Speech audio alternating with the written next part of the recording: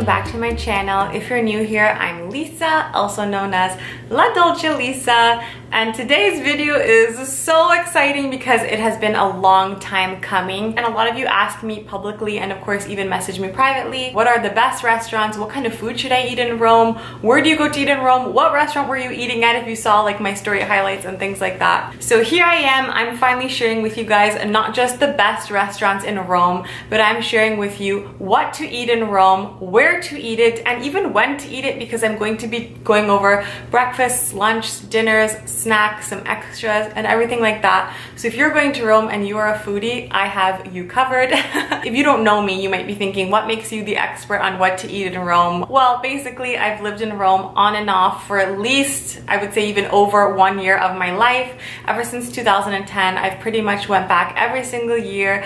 I've stayed in there for long periods of times. Lots of stories behind that, but basically I've been in Rome for a year of my life. And I'm a huge foodie. I pretty much plan my trips around where I'm going to be eating, so I know exactly what to eat, where to eat it, and I have kept these places local in the sense that if you are a tourist, a lot of these spots will be around certain tourist spots or destinations. They won't be too far or too hard to get to. So it's a pretty good list. I'm going to be writing a blog post as well, so please check that out in the description down below on ladolcelisa.com. I'm going to be talking your ear off, but it's going to be with good information. So let's get into it. Here is what and where you should eat in Rome, the best restaurants.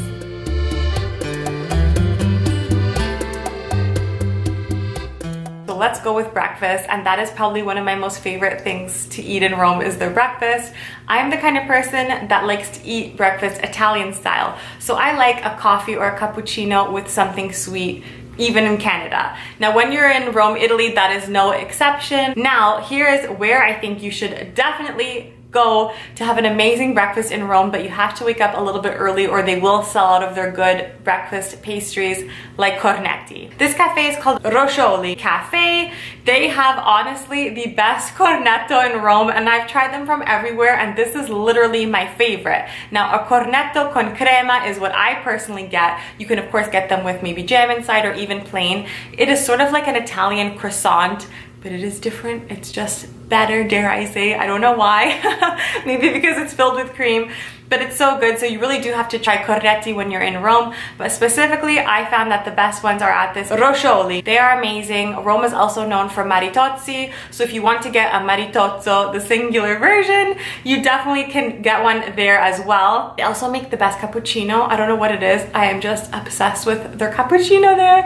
I had such a good breakfast. The cappuccino was so good. My mom even ordered another one after, and she normally wouldn't have. So it was really delicious. I highly recommend Roscioli Cafe for breakfast. This other pasticceria, they have amazing maritozzi. It's basically a Roman style breakfast pastry, you can almost call it, but it's like a brioche bread and it's slit in half, and on the inside there's panna, which is whipped cream, like just all over it. It's just like exploding with whipped cream. It is so good. If you don't make it to these places that I mentioned to try one, they even have it at the airport, so you can even get it there, and I promise you it's really good.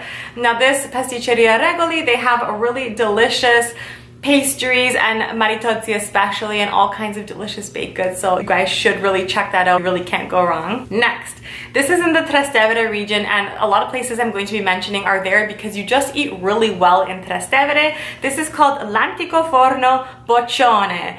Now this place has specifically ricotta crostate or a ricotta crostata that is just heavenly. People have even offered these ladies for the recipes and they will not give it out. It is top secret, but it is amazing. I unfortunately didn't get to try the ricotta one with cherries, but I did try the one with chocolate, and it was like heavenly, guys. It was so good. The crust is like melt in your mouth. It is not necessarily the most beautiful of pastries when you kind of look at the whole cake in and of itself, but when they slice it open and they weigh it and they sell it to you and it's in your hand and it's warm and it's delicious and it's exploding with ricotta, which is that really mild and delicious Italian cheese that you'll often find in like cannoli. I can't tell you, I even make my own ricotta crostata, but this specific one, it's like unique to them, and it is so good, and just, oh, it is so good. So if you want to try a really delicious pastry that is just specifically in Rome, you have to try that one. Next, I'm just gonna quickly mention tiramisu because I feel like Rome has some really delicious tiramisu spots. You can of course get them at any restaurant after your meal, but if you want one specifically for breakfast, like I often did, there are two places. One is what Rome is famous for, and that is Pompi. It is Il Re di Tiramisu, which means the king of tiramisu, and it really is delicious. They have quite a few locations, and their tiramisu is really good. It comes in a little mini to-go package, ready to eat, so you can take it to go. You could bring it for breakfast. Sometimes I'd take it to go at night time, keep it in the fridge in the Airbnb and just have it for breakfast if I knew I was going to wake up late and I'd miss all those good cornetti in the morning. So you can't go wrong. They have a really delicious pistachio flavor, which is so good. They have a strawberry flavor, lots of different ones, even the classic one. I would say to try a flavored one just to be different, but that's just me. And now this next place is called Zoom, and they also make tiramisu, different flavors similar to Pompi, but it's just, they're different. They come, as opposed to like a little box, they come in sort of a cup, and they have like the tiramisu piped on top. So good. One really delicious flavor, I believe it was like similar to like a Zabaione flavor. It was like amaretto and something. I'll link it in my blog post so you guys can read further about that, but it was so delicious. They have some really good flavors, and that was honestly my favorite one with the amaretti cookies on top. It's like those almond flavored cookies. This tiramisu was unreal. So guys, these things should cover your breakfast, especially if you like desserts like me. It's my kind of country, really. Like, where can you go wrong when you can actually have a dessert for breakfast?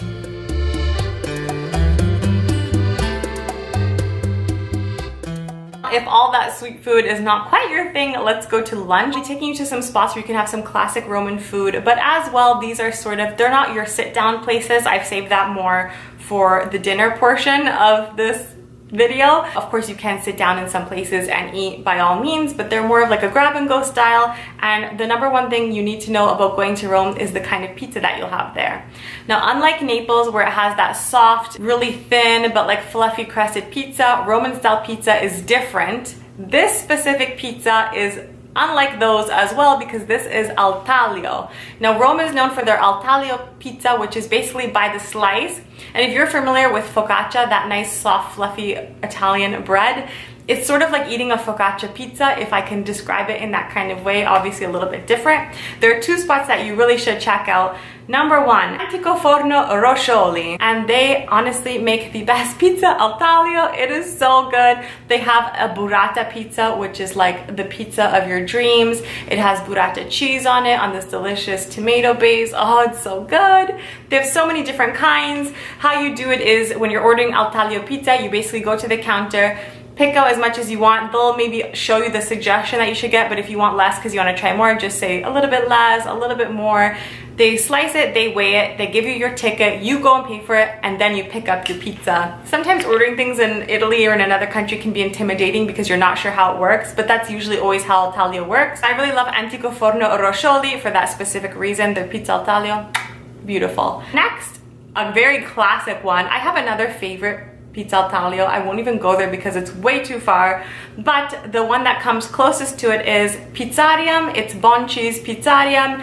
He makes amazing pizza al taglio. They also make really good supplís and things like that. I'll get to that in a minute, but the pizza al taglio is so good. Anthony Bourdain even ate there, so it's just like a really treasured spot. They offer so many different flavors. The best part about pizza al taglio is that you can have like 100 different flavors. You can't go wrong. You can have a little bit of this one, a little bit of that one. They're just delicious. I've eaten here a couple times and I've never left disappointed. Next, I mentioned supplís. Supplís are basically a Roman style arancini. Arancini, those big round rice balls they're known for in Sicily. Well, in Rome they have a supplì. So they're always really good, and a really good spot that I picked them up at. They have them at a couple places that I'm already mentioning, but a really good spot just for those specifically is called the Supplizio. They specialize in all kinds of supplì, and I ate there by chance one time and it was one of the best things. It was just a really quick grab and go kind of thing, not even necessarily for lunch, but just if you're hungry between meals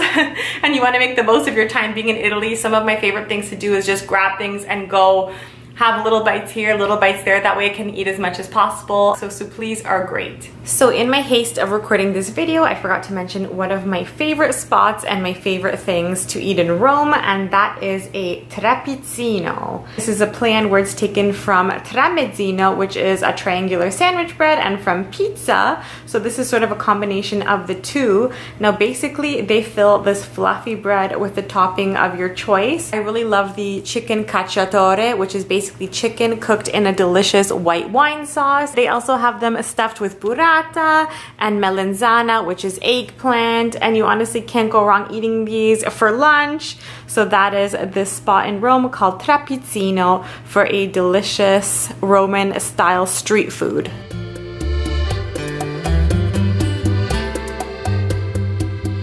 Now I'm going to be talking to you about some dinner spots. I'm going to transition slowly into them. So this one is not so fancy. You can even of course have this for lunch, and I did when I went to Rome a lot because we even grabbed this to go. It was so close to our Airbnb, so we grabbed this pizza and we brought it up and we ate it for lunch, or we'd split one. You can sit down there for lunch if you're not planning on having a dinner, or you can go here for dinner. It's great. This place is called Pizzeria da Baffetto. And I'm going to recommend this because it is a Roman style pizza. So when you're in Rome, you want to try the pizza that they're known for. Now they are known for thin, crisp pizzas, so they're not thick and chewy like the Neapolitan type pizza. The pizza in Rome has more crunch and it is extremely paper thin, so it is delicious. And I got a funghi, salsiccia, and cipolla, so mushroom, sausage, and onion pizza. Oh, so good. I can't tell you how good it was. We even brought it back to our Airbnb, like I said. You can't go wrong, so it was so good. I got to see how they're made too. They're so super thin, and the people who work there are really nice and accommodating, so I really like this spot as well.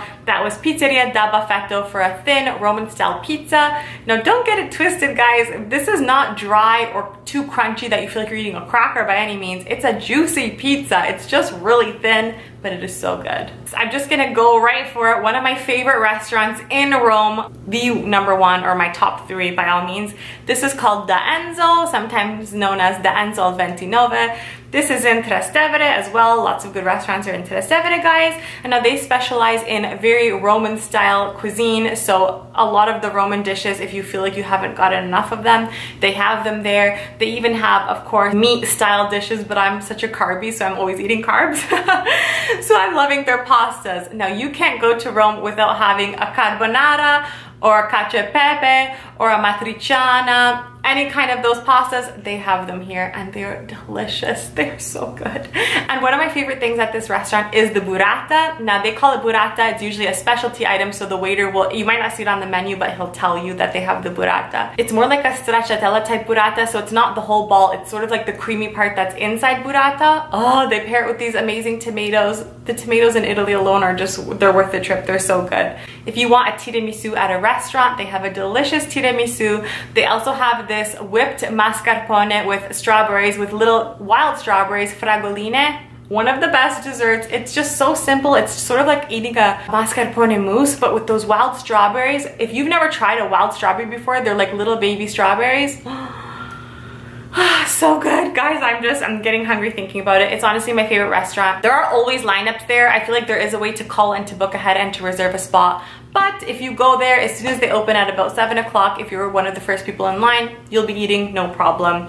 So do make it a point to check out this restaurant. It's one of my favorites. Another restaurant that is so good, and if you're a carby like me and you love pasta, specifically homemade pasta, there is a lady making the pasta in the window. So she's rolling it out, she's cutting it, she's shaping all kinds. You can look at her, you can talk with her a bit. It's such a cool experience, and this restaurant is Osteria da Fortunata. So it is just a really delicious restaurant for pasta dishes. I would just highly recommend getting any kind of pasta that they have there. They have their carbonara. If I didn't like specify what that is enough, it's just the eggs and bacon pasta. They have their cacio e pepe, which is the cheese and the pepper. They have a matriciana, which is the one in the red sauce with the pancetta. So they have all those kind of pastas. They make them fresh. They're so good. They're known for their strozzapreti there, which literally means strangled priests. It's just the twisted pasta, and it's thick, but like it's like a nice toothsome pasta. So if you want a nice bite of pasta, that is the one to get. It is so good. I love that restaurant. They also had a really good panna cotta for dessert. If you guys don't know what that is, it's like essentially just like a cooked cream. It is so good. So also try their panna cotta if you really like that as well. Okay, if you like truffles and you like truffle pasta, one of the best ways to eat truffles is honestly in pasta. Let's be real. This spot has the best truffle pasta that I've had in my life, okay? This pasta dish is so expensive, but it is so good. So if you want to splurge and you want to dedicate one night to your vacation in Rome on having a more high-end dinner, this is the spot. This is called Taverna Trilussa, and it is also in Trastevere. So many T's. That's a tongue twister. Truffle pasta in Taverna Trilussa in Trastevere. Truffle in Italian is tartufo. And this pasta is so good. It's literally served to you in like a skillet, and it is the most butteriest, truffleiest pasta that you can have. It is so good. They also have things like artichokes, which are known as carciofi, and that is very Roman, especially if you have the Jewish style fried artichokes. Carciofi alla Judea, so delicious. So I highly recommend this restaurant as well. They're also known for their ravioli mimosa. Even that foodie Jonathan Shaban ate there, and it is like, I mean, that dish is really good too, but honestly I think that this truffle dish is better because who I was with, everyone was getting the mimosa one. I got this truffle one, I splurged, and it was so good. I did not regret it. So I highly recommend that restaurant as well.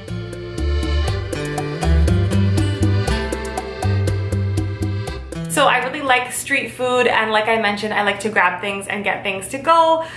Gelato is no exception, but I'm not going to be going into my favorite gelaterias because I have an entire video dedicated to that, which I will link in the description bar down below. So please check that out because gelato is so important in Italy, and they have some of the best gelaterias in Rome.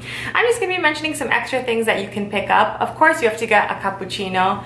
By all means. Even an espresso, they're not known as really espressos in Italy, they're just known as un caffè. If you ask for un caffè, you're gonna get a little espresso. If that's too bitter for you guys, even with the sugar that you might add, by all means, you should try something called ginseng. It is cafe ginseng, and it comes already sweetened, and you have to try it. It is a really good tiny little sweet, almost like espresso shot, but it has this amazing flavor that it's hard to describe. Similar to French vanilla at Tim Hortons in a weird way. But it is so delicious. I absolutely love it. I will also mention, if you love coffee, some of the best coffees, this extra is turning into like a coffee thing, but some of the best coffee that I've had has been at Cafe Sant'Eustachio, espressos, or just cafe, like I said. They have a bunch of different flavored ones. They even have a granita al cafe, which is really good, which is just like an icy coffee with whipped cream. It's so good. The one that I got that I really liked, it was warm, it's called a moretto, and it had, I believe, like cream and chocolate in it, and it was so good. It was sort of like the espresso style, but it was like, oh, it was just delicious. So I really love that moretto one from Cafe Sant'Eustachio. I will also mention that you should definitely try, if you want sort of a nice extra experience, not that the food is like phenomenal there, but for the view alone, you probably might have seen me go here in one of my latest Rome vlogs, but I went there with my mom and sisters, and it was such an amazing time and an amazing way to end our trip, and that was at Terrazza Borromini. So we kind of decided to go like last minute on a whim, and it was so good, and we're so glad we went there. It is right in Piazza Navona. Just you go upstairs in this Borromini hotel, I believe, and it is Terrazza Borromini. They have an amazing view, great drinks. If you're interested in drinks, you should get an Aperol Spritz. It is just the aperitivo Aperol with like the soda water and like Prosecco, and it's just so good. So get an Aperol Spritz while you're there, enjoy the view. They have little things that you can get like mozzarella, burrata, little bites, and it's just really good. It's just a great experience in Rome altogether. I highly recommend that. So guys, paired with my gelato video, I feel like you are covered if you're going to Rome and you want to eat really well. You're good. This list is incredible. I named you a bunch of my favorite spots. I mean, I could go on and name you even more, and I even will in my blog post, so please check that out on ladolcelisa.com. But these are a few of my favorite spots, and a lot of the things, especially the grab and go things, were quite affordable as well. So I hope that I gave you a good idea of what you should eat in Rome and where you should eat it. And if you like more videos like this, please let me know in the comments down below, and I would be happy to do more of these for you. So thank you guys so much for watching, and I'll see you in my next video. Bye guys, and buon appetito! A lot of these recommendations.